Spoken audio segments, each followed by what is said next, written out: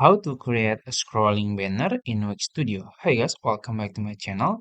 In today's tutorial, I'm going to show you step by step how to create or add a scrolling banner to your Wix Studio website. It's gonna be very easy and simple. So, of course, first you have to log into your Wix account and then you can choose the website you want.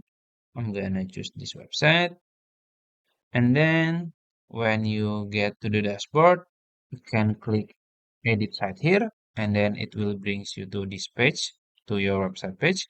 And I'm going to show you how to make a scrolling banner like this, these two types of scrolling banner.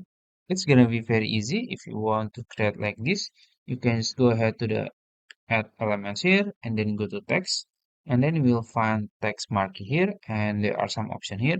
You can just click it and then you can adjust it, the position. And if you click this one, if you click the scrolling banner, you can modify the text, new product, or new t-shirt or something like that. It's up to you. And also for the grid, if you want to design or modify everything here, you can change the design, or you can also change the layout, the position of the grid and others.